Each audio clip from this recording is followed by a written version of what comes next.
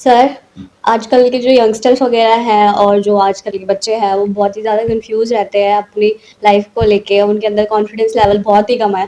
तो आप ज़रा अपने वर्ड्स में गाइड करेंगे लोगों को कि एक्चुअल में कॉन्फिडेंस होता क्या है और उनको किस वे में समझाएंगे मतलब। देखिए, कॉन्फिडेंस कोई बहुत कॉम्प्लेक्स इश्यू नहीं है।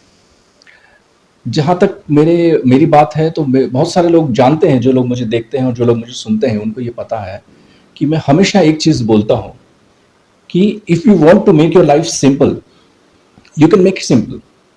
If you want to make your life difficult, you can make it difficult. Now it's up to you, the choice is yours, है ना? आपके हाथ में है। अगर आपको आपकी ज़िंदगी आसान करनी है, आप आसान कर सकते हो। अगर आपको आपकी ज़िंदगी मुश्किल करनी है, आप मुश्किल बनाइए। मुश्किल बनाने में आप आज़ाद हो। तो कॉन्फिडेंस की हम बात कर रहे हैं। आपने कॉन्फिडेंस पे सवाल पूछा। कॉन्फिडेंस कैसे आएगा?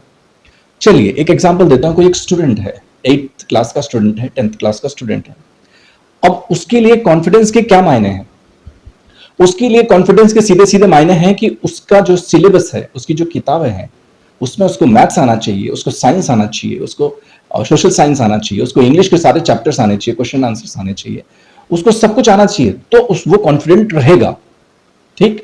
अगर उसको मैथ्स नहीं आता है, अगर उसको साइंस नहीं आता है, अगर उसको हिस्ट्री में, ज्योग्राफी में, दूसरे किसी कहीं भी कोई किसी भी सब्जेक्ट में उसको प्रॉब्लम है ना, तो समझ लीजिए कि उसमें कॉन्फिडेंस नहीं है। फिर वो आनाकानी करेगा, फिर वो घबराएगा। और सब्जेक्ट मैटर नहीं आने की वजह से जो घबराहट होती है, क्योंकि हमने पढ़ा नहीं है, उसको बोलते हैं लैक ऑफ कॉन्फिडेंस ना। वैसे ही अगर कोई भी एक स्टूडेंट हो, एक जैसे एन एग्जांपल, अगर उसने ठीक से पढ़ा है तो वो कैसे आप बोल सकते हो कि वो कॉन्फिडेंट नहीं है? वो 100% कॉन्फिडेंट है, उसको कोई चिंता ही नहीं है, उसको पता है। ऐसे ये तो एक स्टूडेंट का मैंने आपको एग्जांपल दिया। अगर आप किसी ऑफिस में काम करते हैं, तो जो भी आप ऑफिस में काम करते हैं, उस ऑफिस में आपकी एक कार्य प्रणाली होती है ना? उस कार्य प्रणाली के तहत, है ना, स्टैंडर्ड ऑपरेटिंग प्रोसीजर्स उसको बोलते हैं कॉर्पोरेट भाषा में। और आपको कुछ काम दिए जाते हैं जो आपके डेली काम, रूटीन काम होते हैं। अगर आप वो डेली रूटीन काम नहीं करेंगे और जो नॉर्मल जो प्रोसीजर्स हैं वो फॉलो करके डेली वो काम नहीं करोगे या सीखोगे नहीं, अगर आपको किसी काम के बारे में कुछ कंफ्यूजन है, कुछ काम थोड़ा कम आता है या थोड़ा कम समझ में आया है, तो अपने जो सीनियर्स हैं उनका आपको गाइडेंस लेना चाहिए, उनकी हेल्प लेनी चाहिए, उनसे सपोर्ट लेना चाहिए। कुछ बुक्स पढ़ सकते हो आप उसके ऊपर ना। Books are always the best source of knowledge. तो किताबें, अगर आप किताबों को दोस्त बनाएंगे तो जिंदगी में आप सबसे खुशहाल रहेंगे, क्योंकि किताबें आपका साथ कभी नहीं छोड़ती। और जो किताबें लिखते हैं वो बहुत ज्ञानी होते हैं, बहुत एक्सपीरियंस्ड लोग होते हैं।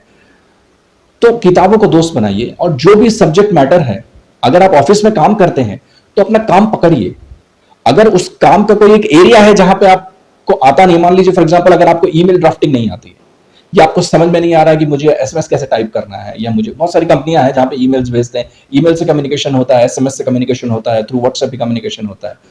तो कौन से क्लाइंट को क्या मैसेज भेजना है, कैसे टाइप करना है, क्या लैंग्वेज होनी चाहिए, वो आपको समझ में नहीं आ रही तो अपने सीनियर्स को अप्रोच कीजिए। गलत मैसेज भेजेंगे और गलत ईमेल टाइप करके गलत ईमेल भेजेंगे तो क्लाइंट को गलत संदेश आ जाएगा, तो आपका काम, आपकी नौकरी खतरे में आएगी, तो आप कॉन्फिडेंस आपका लूज होगा। फिर दूसरी बार जब आप ईमेल बनाने बैठेंगे तो आपका कॉन्फिडेंस पूरा शेक हो गया होगा, क्योंकि आपको पता नहीं है। इसीलिए आपके सीनियर्स की गाइडेंस लीजिए। और जो भी सब्जेक्ट मैटर है, उस सब्जेक्ट मैटर पर आपका कंट्रोल होना चाहिए। बस confidence only means this. Thank you. Thank you sir for your guidance. आपने बहुत अच्छे से एक्सप्लेन किया कि हमें कैसे अपनी पर्सनैलिटी डेवलप करनी चाहिए और उस पर काम करना चाहिए। Thank you so much.